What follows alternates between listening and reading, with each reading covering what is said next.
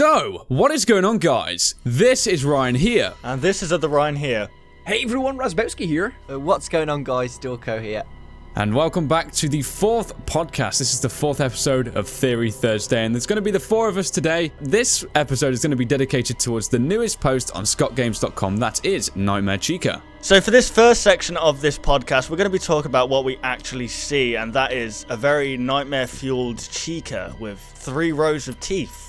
Yes. Yeah, she's absolutely terrifying. She's a long stretch from the Chica we know and love, the toy Chica that everybody's been writing crazy fan fictions about. But we've also got the cupcake in there as well. And not only does the cupcake look scary, but it's also got a set of teeth, which is just nightmarish in itself. Yeah, when I first kind of saw the teeth thing, I was like, what the hell? Because it's just a cupcake, and actually I suppose in Five Nights at Freddy's 3, when it can sometimes appear to the right-hand side of your desk, it does actually have 2 teeth, doesn't it? Yeah. I noticed that. It's pretty weird. So do you think it is interesting. Do you think Scott was hinting about it then, or not? It makes you think, like, could there actually be some kind of animatronic suit within this thing? Yeah, Maybe it was just meant to just do simplistic things, but maybe there was an actual animatronic within this cupcake.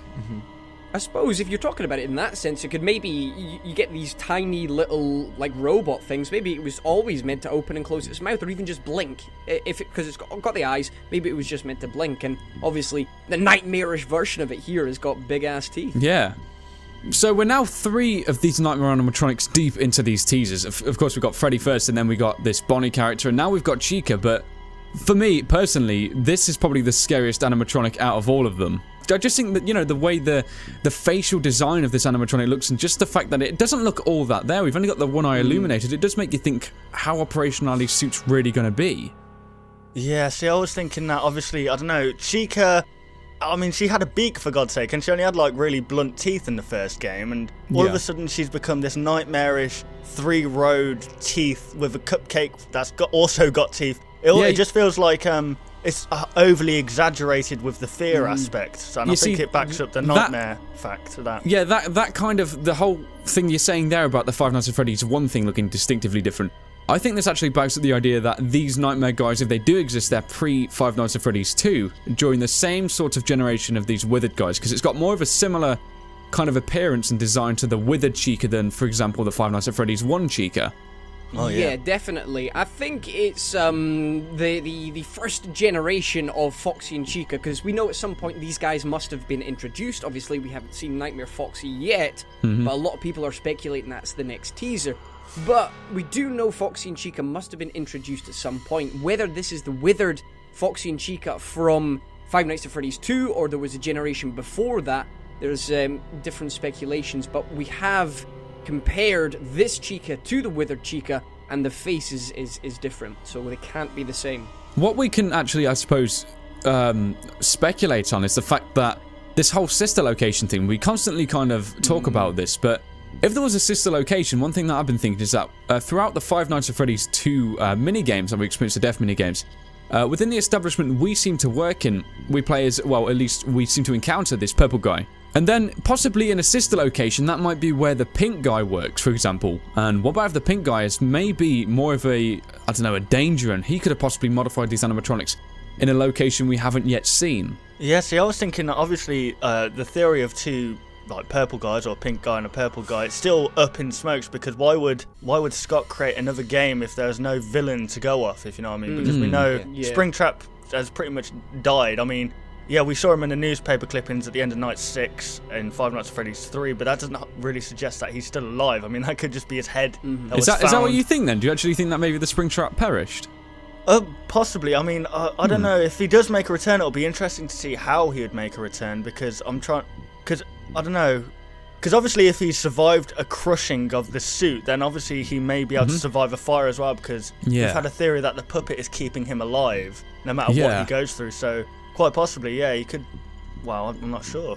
It's still definitely up in the air. If this is the final game, and if Scott was really trying to tease a Springtrap is still around in some sort of capacity, as we saw at the end of the Nightmare Night in Five Nights at Freddy's 3, we've got to find out what happens to Springtrap. So there are still so many questions that need to be answered in this game, and he's just throwing up more questions than answers, if you know what I mean. Yeah, With yeah. these nightmare animatronics, 1, why are they so scary? 2, are they real? And 3, where the hell did they come from? Yeah, I mean, it's a thing me and other Ryan spoke about quite recently, actually. We were saying kind of, a lot of people think that this purple guy is the phone guy or something, maybe the main character, but from a standpoint of just an overall game design, it doesn't make sense why the main character of the game would be stuffed into the predecessor's suit, that is Bonnie's suit. Wouldn't he be stuffed into Freddy to almost represent his importance within the whole establishment? So it makes you think that if he is behind this, he could possibly be controlling these nightmare animatronics. Oh god, yeah. Do you guys think that this game's going to be after Five Nights at Freddy's 3 or not? Oh. Like you said, it's about Springtrap could be back again, but I'm just thinking about the withered state of these animatronics. Yeah, are always withered, Yeah. the same as Springtrap. And if this was set in 1987 or something like that, it would have to be, you know, they just look too withered to me, the same state as Springtrap to be in 1987. But if Raz said, if these are the first generation animatronics, I could see why they would be quite withered. But yeah. Yeah, I see what you mean. It's one of those things because, you know, it's like the toy animatronics, for example. They look fairly clean, don't they? They don't look too damaged. Yeah. I mean, They are. and the withered animatronics in Five Nights at Freddy's 2, they have an explanation, the fact that they're being used for parts and services. So, yeah. But these guys, well, I suppose they kind of look damaged in a similar nature to the withered animatronics, and that was in '87. So they could well be from the same generation, or these could be in the future. I mean, I suppose a point that may back it up is the fact that they look, of course, damaged with the one eye only lit up and not the two. But once again, you know, we see Bonnie, the withered Bonnie, and it's got the missing face in Five Nights at Freddy's 2. So the question is thrown straight back up again: is this '87 or in the future? I think that's a really important question that's still yet to be 100% confirmed. But there's an awful lot of '87 going around with these whole nightmare characters, which really questions: is it in the past or possibly the present or the future even? Yeah.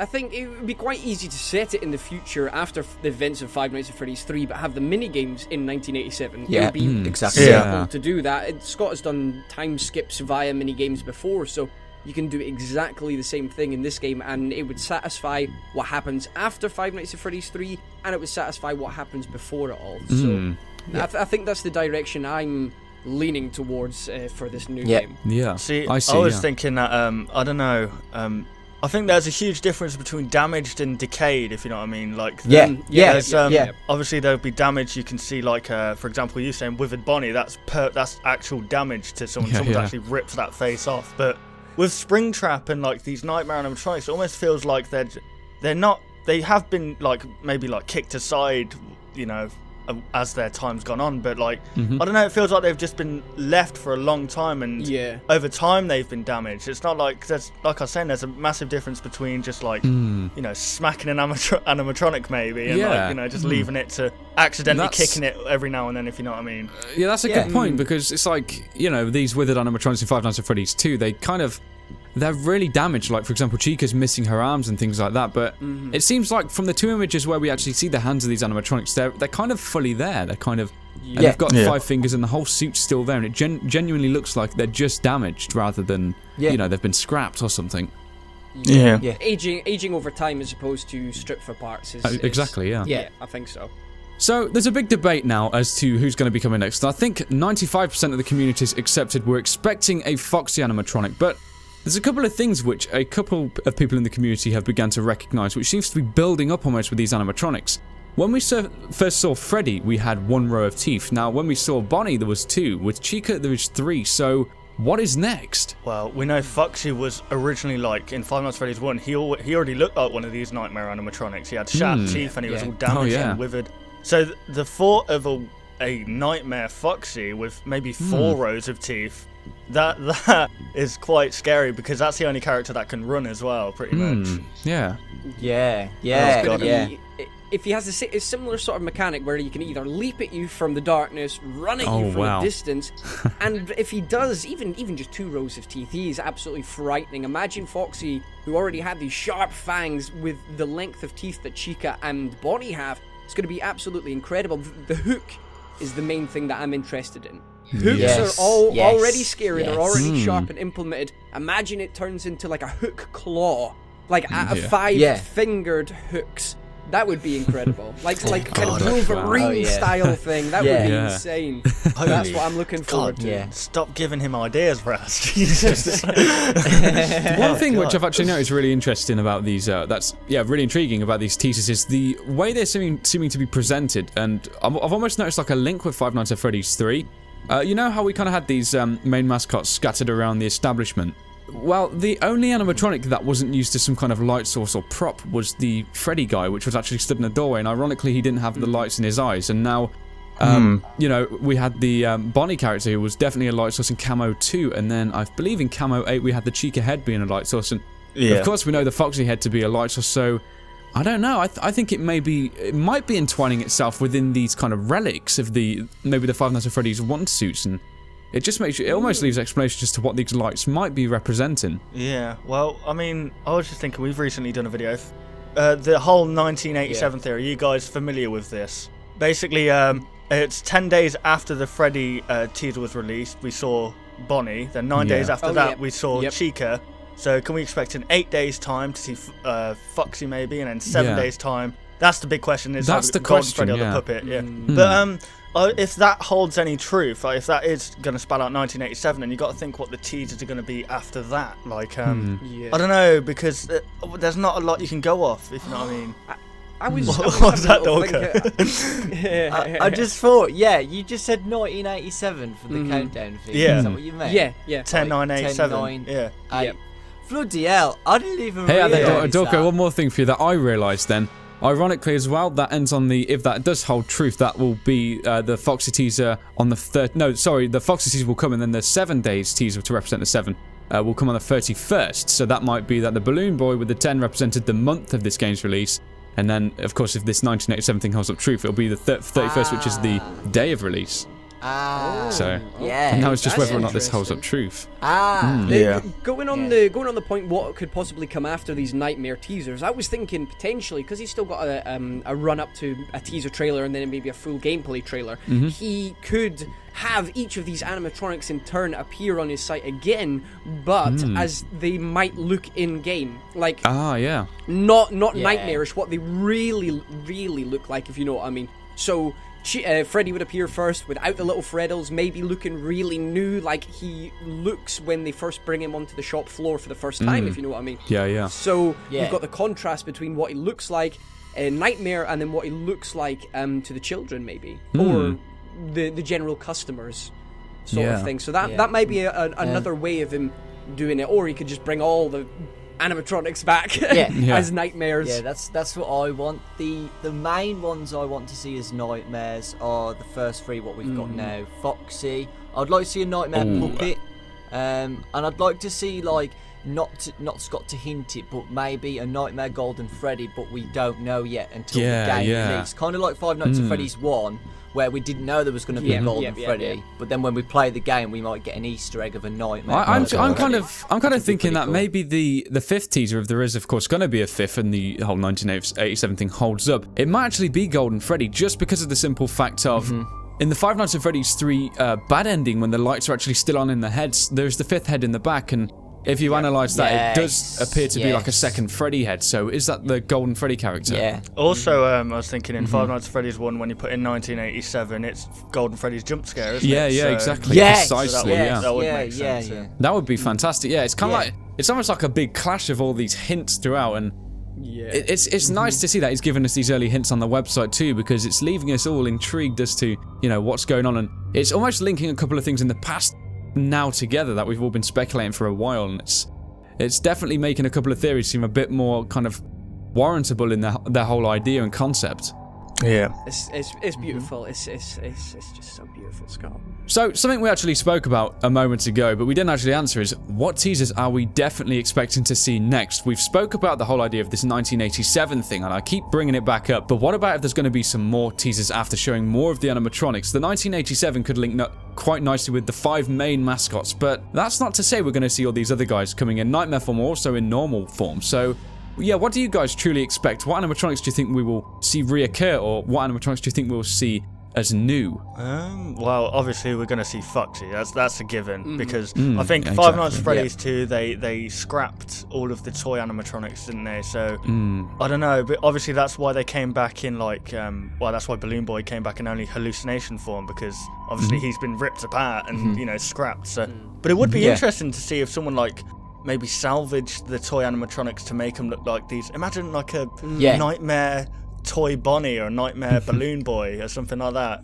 It's been conceptualized quite a bit, but it's not been actually... Nightmare Mangle, Jesus Christ. Oh, jeez. Yeah, because in Five Nights at Freddy's 3, the heads are still in the box. So if this is a sequel, someone could have kept these parts if they survived. Well, thinking about it, like, you know, the toy animatronics, they seem to be the only things that remained in decent condition. I mean, so you know, it almost makes me think that will we kind of see the Mangle built back up in her normal form, and will we see this original version of the female Foxy that we never saw before because it was already mangled? And you know, these toy animatronics could hold a little bit more importance, because they were saying that they were the newest guys and that they had all this new technology, but there's not a whole lot which is really spoke about with them. It's kind of like, you know, with the murders and things like that, no one really speculates. But, you know, an important thing we have to remember is that these guys are still coming to kill the Night Guard. So why is that? Why do they have this kind of motive to do that if they're apparently these innocent things that, you know, don't have much of an involvement within the storyline? It's going to be interesting to see how Scott makes the storyline come into this new game, whether he is setting it in the past or the future.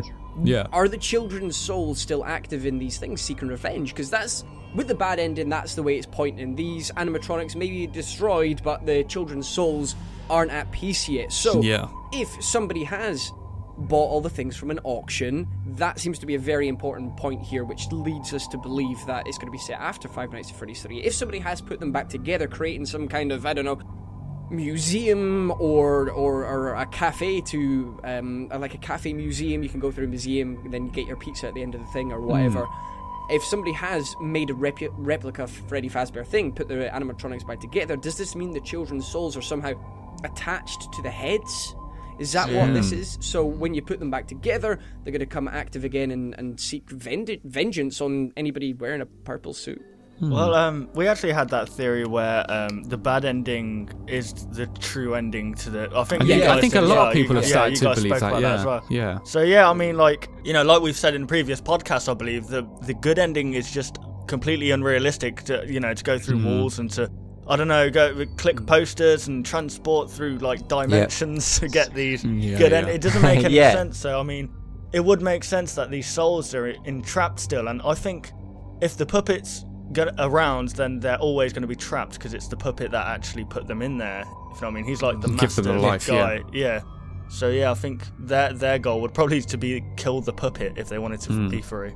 It all depends on if there's another, like if we do go back to the pink guy, if there is somebody else attached to the murders, not just the purple man, if there is somebody else attached to it, maybe the children's mission or vengeance hasn't been completely fulfilled yet, because as you, well, I don't know anything about spirits or that, but usually if a spirit or a ghost is still in the world, then they've got unfinished business. So if the purple man is dead, or if Springtrap is still around, they can't pass on, they can't move on, they're not at peace yet, because they've still got to get rid of this evil man.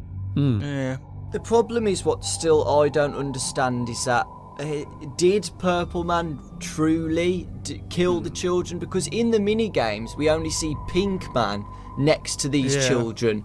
Purple Man's just he deactivates the animatronics and he rips them apart. We don't truly see him kill the children. And I know people are saying, oh, it must be the murderer because he hears Balloon Boy's voice, he goes to it.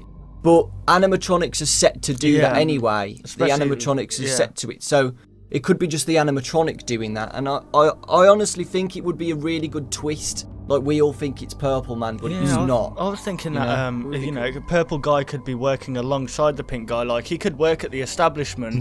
He could kind of, like, shoo off anyone who might be trying to interfere with what they're doing, maybe. That Going back to the whole sister location thing again, where that's why we probably don't see the pink guy as much, because he's in this other location, and we've got the purple guy in the place where we are. Yeah. That's interesting. So there we have it, guys. There's once again another episode of Theory Thursday for you all. Hopefully you did enjoy this episode. If you did, be sure to comment down below any of your thoughts on the concepts spoke about within this video. So if you guys did enjoy this podcast, be sure to show it by liking the video. And if you're new to any of our channels, if you've only just heard of any of us, then be sure to subscribe to all of our channels. Yeah, so thank you very much for watching the video, guys. And we'll, of course, see you on the next one on all of our channels. Goodbye, guys. Oh, kids. Goodbye. Always do that. Always do that.